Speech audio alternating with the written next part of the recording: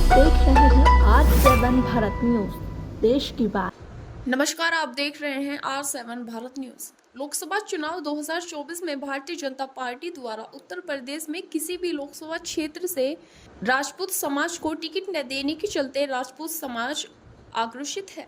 साथ ही कुछ लोकसभा प्रत्याशियों द्वारा राजपूत समाज का अपमान करने को लेकर पूरा समाज आहत है, जिस वजह से पिछले 2 महीने से राजपूत समाज द्वारा गांव-गांव जाकर पंचायत की जा रही थी।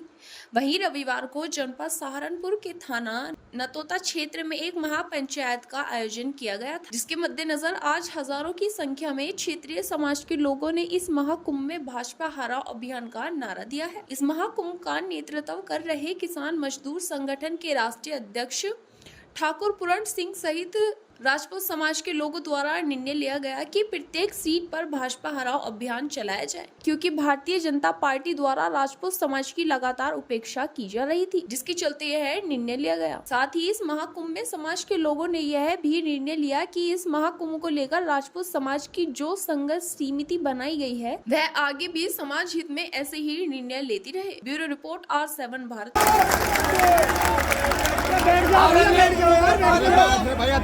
इस देश में 52 में पहली बार होना होगा।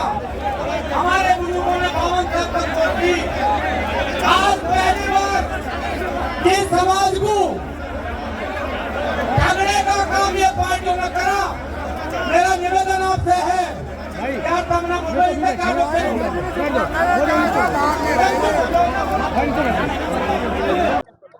वो गुज्जर सम्राट मीर बोझ नहीं लिखे थे, और जिस सरकार से वो सांसद थे, जिस सरकार से वो विधायक थे, हमने सरकारों से कहा कि आप इन्हें टिकट ना देना क्योंकि ये जातिवादी लोग हैं, लेकिन सरकार ने उल्टा उन्हें टिकट देकर हमारा अपमान करा।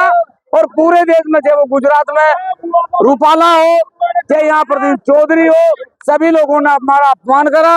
उसी अपमान का बदला लेने के लिए ये राजपूत समाज इकट्ठा हुआ है और आज निर्णय लिया है कि पूरे देश में भारतीय जनता पार्टी को हराने का काम करा जाएगा। समर्थन उसे है जो बीजेपी को हराएगा।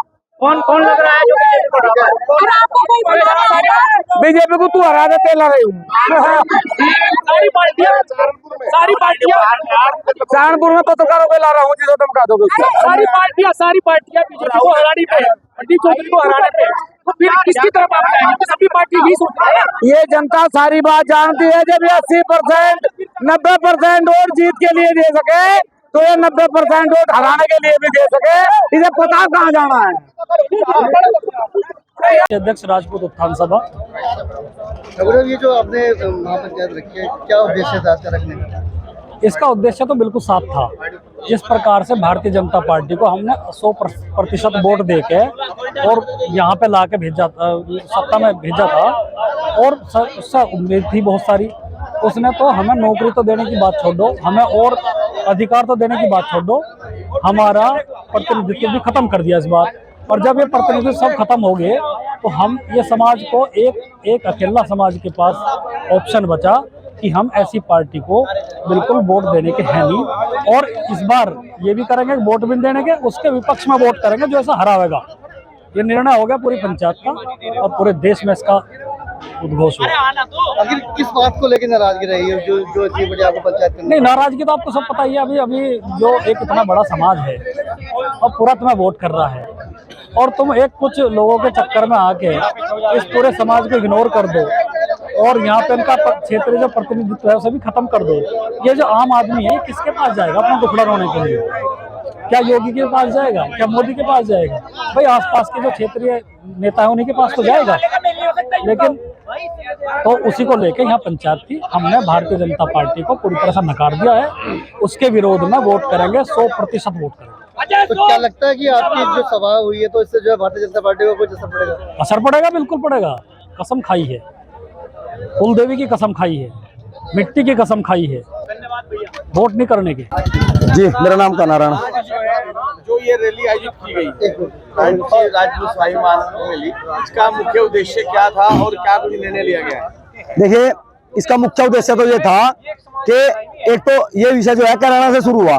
कैराना पर कैराना पर हमारे राजपूत सम्राट के आगे जाति सूचक शब्द लगाकर 29 मई को यात्रा निकाली गई, जिसमें जो जाति के गुर्जर बिरादरी के जो नेता थे भारतीय जनता पार्टी के, उन्होंने संरक्षण दिया उन्हें इसके लिए प्रोत्साहित किया और वो यात्रा निकली। उसका विरोध पूरे समाज के अंदर था।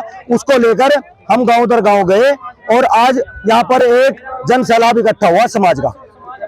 अच्छा, क्या पार्टी द्वारा कभी आपको मनाने की कोई बात कही गई है मान मनोबल की, जो उनके द्वारा कहा गया कि हम उनको मनाएंगे, उनको गले लगाएंगे, हमारे भाई हैं? देखिए, पार्टी के अंदर मैसेज है कि नाराजगी है, लेकिन दुर्भाग्य है मेरे समाज का, जो हमारे समाज के छोटे छोटे नेता हैं, ये ऊपर तक मैसेज नहीं जाने देते। ये तो नहीं कहता जी हम संभाल लेंगे, अब संभालता किसी पे नहीं।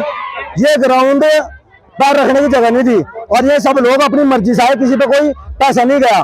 और सबसे बड़ी बात आपको बताऊं, आज ये जो कुछ भी इंतजाम यहाँ है, समाज ने चंदा इकट्ठा करके किया। तो समाज ने आज यहाँ पर एक वचन लिया है कि रघुकुल रीत सदा चली आई, प्राण जाई पर वचन न जाई। और मैं आपको ईमानदार से बता रहा, जिस टाइम हाथ उठवाए पूरे इस पंडाल में एक व्यक्ति आसन था जिसका हाथ नीचा हो। तो क्या निर्णय लिया गया है? निर्णय लिया है कि जिस भी सीट पर जहां पर भी भारतीय जनता पार्टी को जो भी हरा रहा, वो किसी बिरादरी का हो, किसी पार्टी का हो, हम उसका सहयोग करके भारतीय जनता पार्टी को चुनाव हरवाएंगे। तो क्या लगता है कि जो आपने जो सभा करी है, इसका फर्क पड़ेगा भाजपा के ऊपर? देखिए, मैं आपको बात समझाऊं, ये हमारा राजपूत समाज जो है ना, ये वचनों का ही समाज है। भगवान श्री राम ने अपनी माता जी के दिए वचन को निभाने के लिए 12 साल वनवास काटा। भगवान श्री कृष्ण जी ने कुंती माता को वचन दे दिया था, बोले इतनी बड़ी सेना का मेरे 5 बेटे कैसे लड़ेंगे, तो उन्होंने वचन निभाया और 18 सोनी सेना खत्म होगी, लेकिन पांडवों में कोई नहीं मरा। जब भीष्म पितामह ने गद्दी के लिए वचन दे दिया था, तो वो आदमी ऐसा था कि मृत्यु उसके दिमाग में थी, इच्छा शक्ति में मृत्यु थी, वो अपने आप मर गया, लेकिन उन्हें कुर्सी नहीं खत्म होने दी। तो जब वचन हम हर युग में वचन निभाया हमने, चाहे वो सतयुग हो, द्वापर हो, त्रेता हो, अब ये कलयुग है। आज यहाँ सब ने भगवान श्री राम को साक्षी मान का वचन लिया और आप देखिएगा इस वचन का जब पालन होगा ना, तो आप सब लोग उसके साक्षी बनेंगे, सारी मीडिया साक्षी बनेगी, सारे पत्रकार जितने न्यूज़पेपर है सब साक्षी बनेंगे। भाजपा तो कहती है कि भगवान राम हमारे हैं।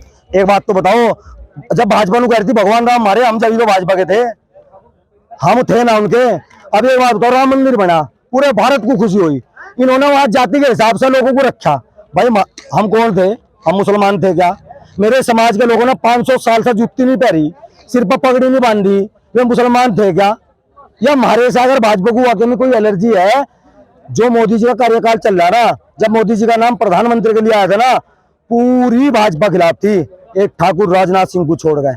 एक अकेला आदमी अड़ गया था, बोला मैं राष्ट्रीय अध्यक्ष हूँ और प्रधानमंत्री का अगर चुनाव लड़ेंगे तो मोदी जी लड़ेंगे। उन्हें चुनाव लड़वाया, उन्हें जितवाया। आज उन्हें इतनी एलर्जी होगी कि राजनाथ सिंह का अपमान करेंगे मंचों पर चढ़ के, मालाओं से बाहर कर करके। हमारे नेता हमारे लिए बोलो ना बोलो, पर अगर हमारे समाज पर, हमारे समाज के नेताओं पर कोई कटास करेगा, कोई बेइज्जती, कोई अपमान करने की कोशिश करेगा, तो बाजी धरती में मिला देंगे।